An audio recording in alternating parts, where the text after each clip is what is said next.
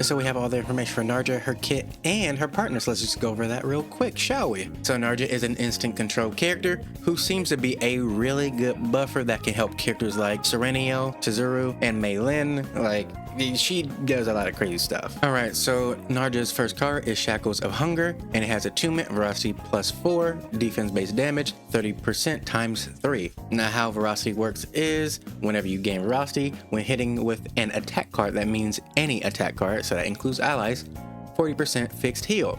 If health is 50% or higher, plus 30% damage amount dealt by attack cards, and then when this effect is activated, decrease by 1 with a max of 30 stacks. So it pretty much is a free damage bonus onto your attack cards. So yeah, she is doing some supporting, and yes, it is really good. Now when it comes to the epiphanies of Shackles of Hunger, the first epiphany is 30% defense-based damage times 4, and then with attunement you get 6 Veracity.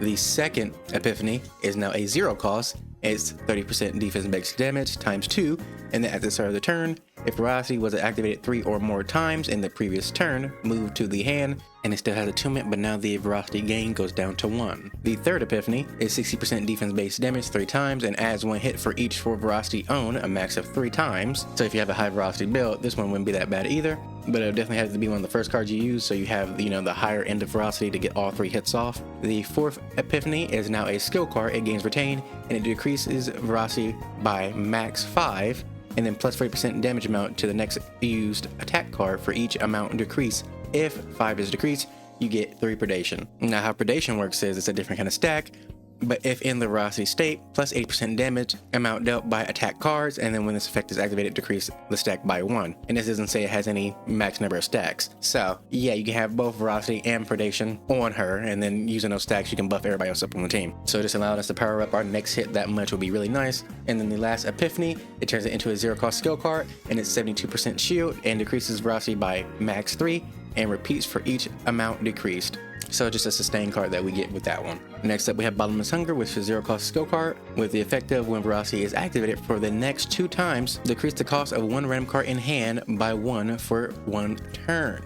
Now the epiphanies for this card is, the first epiphany being, you get the same base effect, but you get 3 Veracity on top of that. So just a nice way of getting Veracity on top of just giving us 2 decreases on our skills is really nice, because if they're already 1 cost, then, well, they become 0 cost, so we just get to pop off more cards more easily. That's good to see.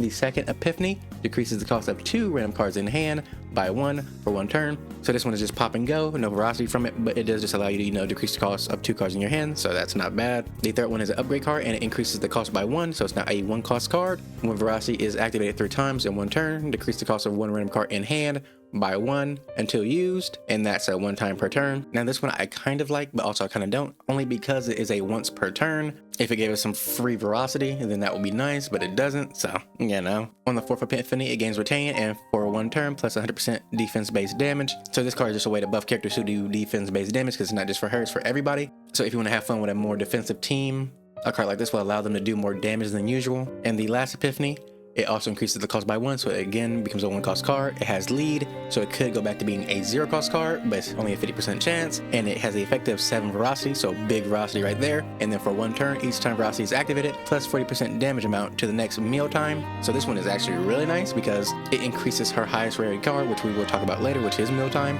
But the fact that it increases the damage on it and it gets such a high amount of Veracity is really nice. So the ones I'm really looking at, honestly, would be either 1 or 5. 2 is nice as well, but I just like having a way of getting some Veracity in it, so either 1 or 5 is going to be what I'm looking at for me. Next up, we have Voluntary Control, which is a 1 cost skill card. 6 Veracity when Veracity is less than 6, but also 2 Predation when it is more than 6. So depending on how much Veracity you have, you either get 6 Veracity or 2 Predation. So you're getting some good stacks regardless. But when it comes to the epiphany, the first epiphany is if Veracity is fewer than 6 stacks, gain 9 Veracity, and then if 6 or more stacks of Veracity, gain 3 Predation. So it's just an upgrade of the base effect. The second epiphany turns it into a 0 cost card, and then the effect is if mealtime is in the draw pile, move mealtime to the hand, but if mealtime is in the graveyard, then you get 3 morale for 1 turn. So if it's not in your hand, you get it, and if it's in the graveyard, you get a bonus to your damage. So either way, you're looking good when using this card. The third epiphany is for 2 turns, each time action count of a target is decreased. So the third epiphany in particular seems like it could be really good depending on the enemy you are fighting. So if they have a high action count, then obviously you'll get a lot of Veracity. But also this card in general just seems like one of those ones you would like to get 2 different paths of.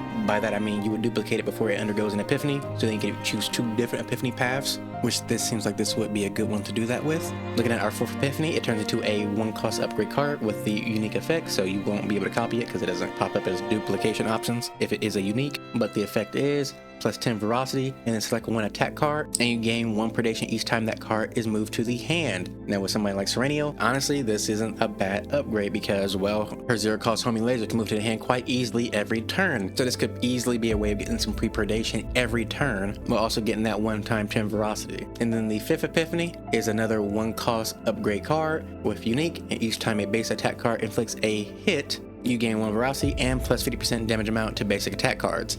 Now this is really good for Mei Lin and Chizuru, who can both generate a lot of basic cards. So in terms of a synergy with them, this card is kind of stupid. And then our last card with Epiphanies is Domain of Veracity. So 100% defense based damage to all enemies and increased tenacity damage taken of that target by 100% until they are ravaged. Now you can already think about how this is going to be really good for somebody, that being Serenio, who, well, wants to break people. So yeah, this makes that a lot more easily done. On top of that, it affects all enemies on the field, so that's really good. Now let's look at the epiphanies for it. So the first epiphany is the same base effect, but it adds on Ravage you gain 3 Veracity. So I mean, honestly, that's not too bad, especially with a Serenio who can quite easily ravage enemies. It's like she does it so easily, it's not even funny. The second epiphany is 120% defense based damage to all enemies, but then it also gets the effect of, for 2 turns, plus 100% defense based damage taken by the target. So this is just another one of those cards that would just allow you to run a more defense-based damage team, since, you know, normally they don't do that much damage, but this is allowing them to do more damage.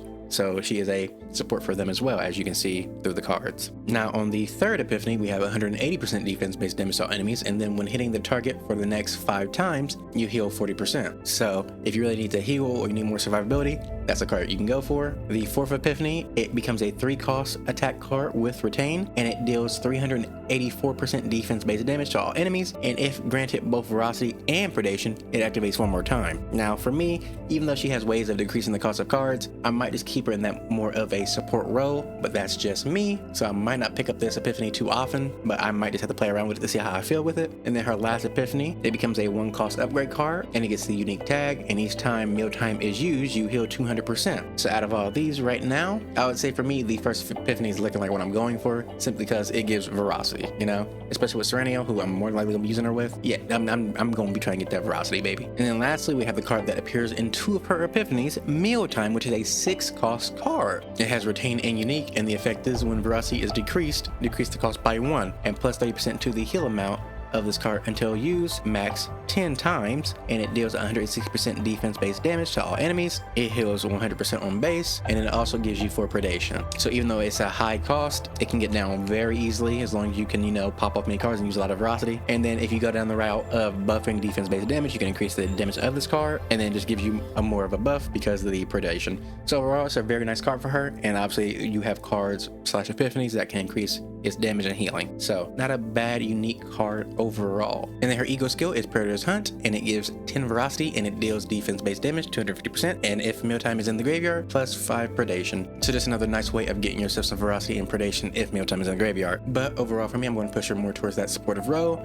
with, you know, Serenio, Chizuru, and Mei Lin, because I feel like all 3 of those characters she will synergize really well with, but I also might have a little bit of fun and play around with some defense damage based characters as well, like Amir and Magna. So we'll see how it goes. We'll see how it goes.